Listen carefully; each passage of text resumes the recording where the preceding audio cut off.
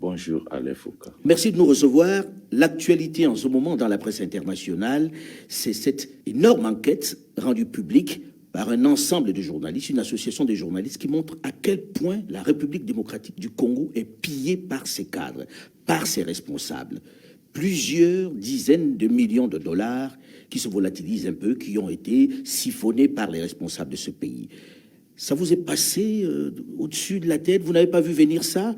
Pour que ce soit la presse internationale qui découvre cela? J'aimerais tout d'abord que vous sachiez que pour nous, toutes les révélations faites par l'ensemble de ces médias ne sont pas des faits nouveaux. Vous les connaissiez? Ce sont des choses connues de l'inspection générale des finances. Nous avions déjà mené ces enquêtes. Nous avions eu des conclusions. Je pense qu'ils doivent être sincères en disant qu'il y a beaucoup d'informations et beaucoup de choses qu'ils ont eues de l'inspection générale des finances. Fournies par vous alors?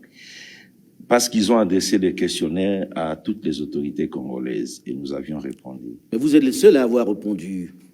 Oui, parce que nous voulons la transparence. Donc, je disais, ce ne sont pas des faits nouveaux pour l'inspection générale des finances. Mais il y a quand même une différence entre les enquêtes menées par l'inspection générale des finances et celles de ces médias. Nous avons l'impression que nous n'avons pas les mêmes objectifs. Pour l'inspection générale des finances, en menant les enquêtes, nous avons des éléments de base qui sont des preuves probantes quand nous menons des enquêtes. Dans cette affaire, nous avions initié des enquêtes sur les détournements de 43 millions de dollars de la Banque centrale par la BGFI Bank. La BGFI Bank, tout à fait. Et nous sommes arrivés à des conclusions que la BGFI Bank a bel et bien pris cet argent et la BGFI Bank a reconnu ses responsabilités. Mais quand nous allons dans les enquêtes des médias internationaux, nous nous rendons compte qu'ils n'ont pas les mêmes objectifs que nous, parce que nous voulons préserver l'intérêt du Congo, mais ce n'est pas le cas avec ce qui a... Mais où est-ce qu'ils se sont trompés? Qu'est-ce qu'ils ont dit qui n'était pas vrai? Cet argent est bien parti de la Banque centrale, ces quarantaine de millions de dollars de la Banque centrale vers BGFI. Je ne suis pas d'accord quand, dans ces enquêtes, on veut à tout prix aller au-delà de ce que nous disposons comme preuve. Pour nous, les 43 millions ont quitté les comptes de la Banque centrale du Congo pour la BGFI Bank. Mais pour eux, les 43 millions de dollars ont quitté les comptes de la Banque centrale du Congo pour la BGFI Bank et par la suite la société égale et avec des insinuations. Or, nous ne pouvons pas travailler avec des insinuations. Mais en toute honnêteté, est-ce que ces insinuations ne sont pas la réalité que tout le monde connaît? Est-ce que ce n'est pas aller vers l'ancien président Joseph Kabila? Je pense qu'avec les éléments à la disposition de l'inspection générale des finances, c'est faux. Je l'ai dit bien, c'est faux. Pour vous, ce n'est pas aller chez Kabila? C'est faux parce que nous ne disposons pas des éléments pour ça. Les éléments à notre possession établis que la BGFI Bank a pris l'argent de la Banque centrale du Congo et a mis dans un compte appelé Égal. Mais quand vous regardez ces comptes Égal, intitulé Égal, ce compte a été ouvert par la BGFI elle-même et ce compte est actionné par la BGFI elle-même. Donc, on a trouvé aucune trace de la société Égal. Qui relie à Joseph Kabila? On n'a trouvé aucune trace de la manipulation de ces comptes par la société Égal. Et de loin avec Joseph Kabila, de très loin. Donc pour nous, nous devons rester avec des éléments de preuve. La BGFI a pris 43 millions de dollars de la Banque centrale du Congo et la BGFI a reconnu cette responsabilité. Alors, tenter d'aller au-delà de ce que nous avons comme éléments pour glisser sur un terrain dont personne ne dispose. Est-ce que vous avez les mains libres à l'IGF? Parce qu'on a le sentiment, quand on vous entend, que vous êtes un peu liés, que vous ne voulez pas aller montrer du doigt clairement ce qui se passe. Non, je pense que c'est faux. Les chiffres sont là, les choses sont là, on les a vus, ces documents circulent. Nous avons totalement les mains libres. J'aimerais tout d'abord vous dire quel est l'objectif aujourd'hui poursuivi par l'inspection générale des finances dans tout ce que nous sommes en train de faire. C'est que nous voulons que le Congo puisse se mettre sur une autre direction, la bonne cette fois-ci. La bonne gouvernance. Voilà pourquoi nous cherchons, dans tout ce que nous sommes en train de faire, d'assainir l'environnement économique de la RDC. Nous cherchons d'établir un tableau de valeurs dans la gestion publique. Nous cherchons à ce qu'il y ait amélioration du climat des affaires. Parce que dans une économie où il y a la corruption, où il y a les détournements, on est loin d'améliorer le climat des affaires. Nous voulons qu'il y ait l'amélioration du climat des affaires. Bref, l'implémentation de la bonne gouvernance. C'est ça, au fait, nos objectifs. Et nous avons les moyens pour ça.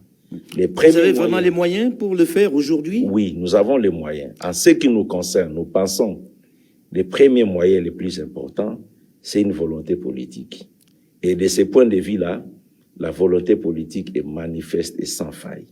Deuxièmement, pour arriver à tous ces objectifs, nous avons besoin de moyens en termes de ressources humaines. Et nous avons travaillé sur ces tableaux. Justement, j'allais vous poser la question. Quand on regarde la presse internationale qui vient enquêter sur ces énormes détournements, ces pillages des deniers de l'État, des ressources de l'État congolais, et on se dit, est-ce que vous avez les moyens d'enquêter? Est-ce que ces enquêtes ne sont pas au-dessus de vos moyens, c'est-à-dire en termes de ressources humaines? Nous avons des moyens, des capacités, des compétences. Vous savez, l'inspection générale des finances, on n'y entre pas comme dans tous les autres services publics. Chez nous, il y a des critères.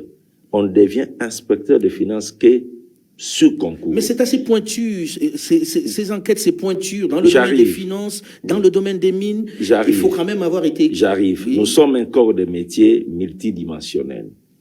Donc, nous avons au sein de l'inspection générale des finances toutes les compétences pour mener les enquêtes. Quand nous sommes arrivés à la tête de l'inspection générale des finances, nous avions trouvé 60 inspecteurs disponibles.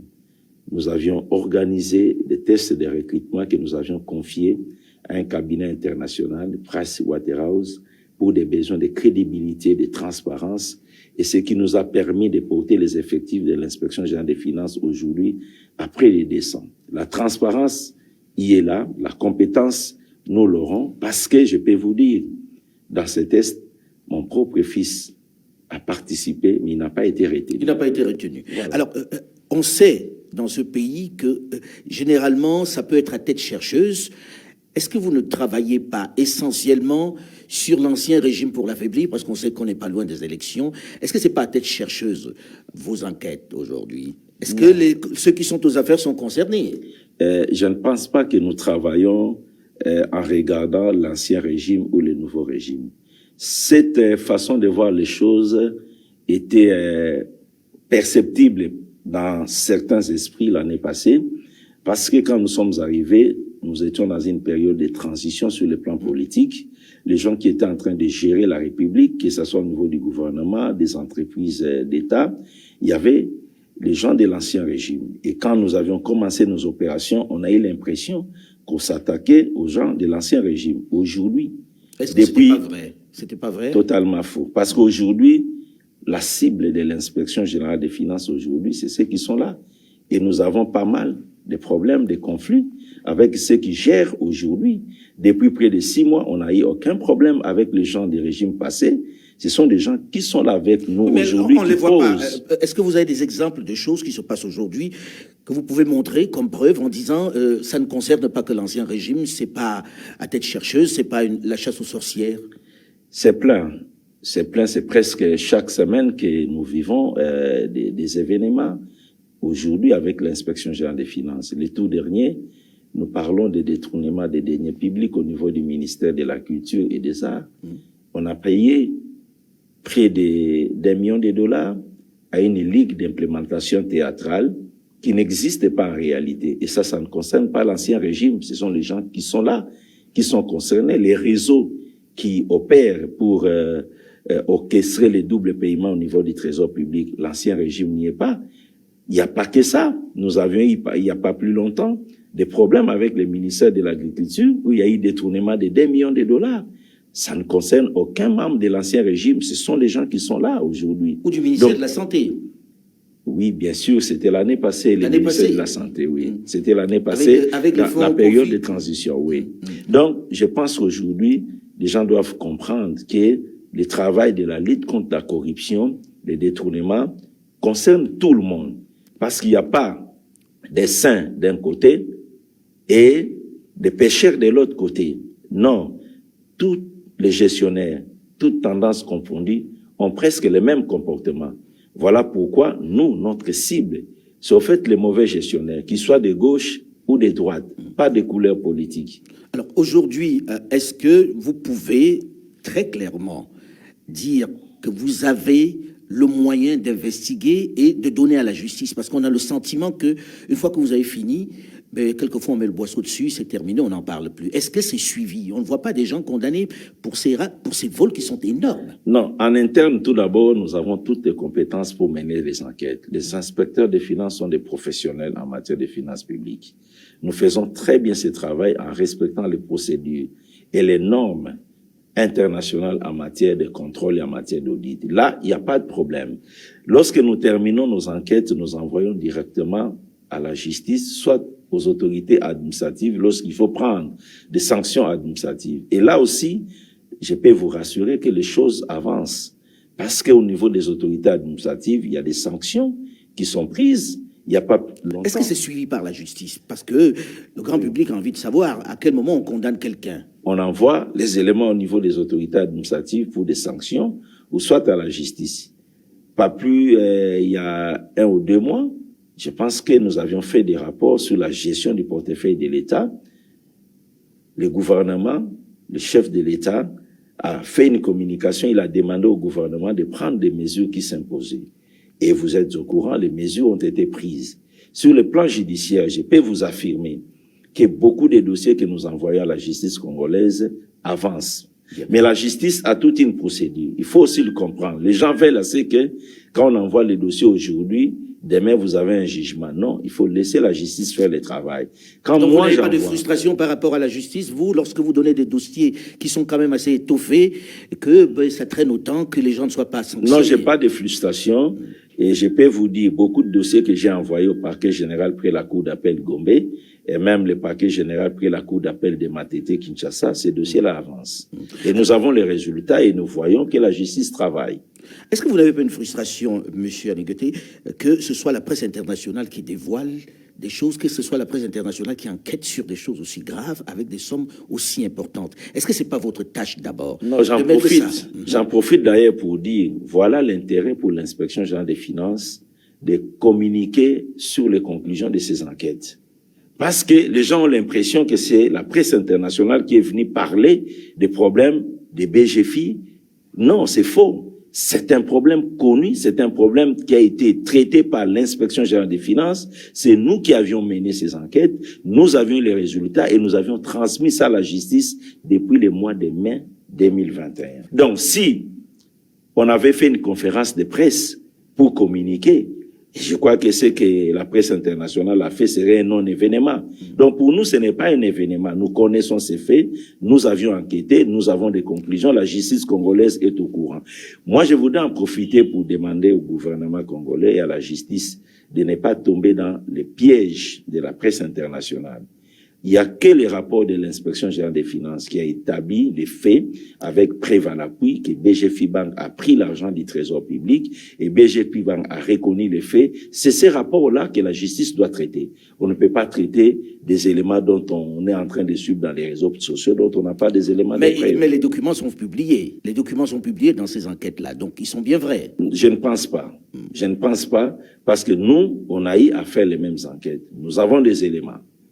Et si vous me posez la question aujourd'hui, pourquoi vous responsabilisez BGFI, je vous donne les éléments palpables. Et devant la justice, BGFI ne dira pas le contraire. Mais le reste, moi j'ai l'impression qu'on est dans les insinuations. On veut amener les problèmes sur un autre terrain. De cet entretien, j'ai envie de dire, est-ce qu'aujourd'hui, on peut dire que Joseph Kabila et son entourage ont siphonné les caisses de l'État ici en RDC? En gros, on arrive vraiment au terme de cette... Non, vous parlez de l'ensemble. Mais moi, je dois rester dans les dossiers BGFI que j'ai enquêtés. Sur ces dossiers-là, je peux vous dire non. Personne ne dispose des preuves que ces fonds sont arrivés entre les mains de certaines personnes de l'entourage de Joseph Kabila, encore moins de Joseph Kabila. C'est que nous avons comme élément, les 43 millions sont sortis de la Banque centrale du Congo, à l'insu des autorités monétaires, et c'est arrivé au compte de BGFI Bank et BGFI Bank a reconnu les faits. Et sur ce terrain-là, je suis prêt à aller en justice avec BGFI Bank et la justice congolaise peut être à l'aise parce que nous disposons des éléments probants. Les restes, amener les problèmes au-delà, là où nous n'avons pas de preuves, je pense que ce sont des insinuations qui n'ont pour objectif que de brûler les Congos. Et nous n'avons pas intérêt aujourd'hui à brûler le Congo. Nous avons intérêt à avoir un Congo uni, un Congo qui regarde dans la même direction, un Congo qui travaille pour son développement. Mais un Congo qui ne cache pas ceux qui commettent des exactions. Merci beaucoup, M. Jules Aligete, de nous avoir reçus ici. Cet entretien est à présent terminé. L'actualité continue sur RFI et sur France 24.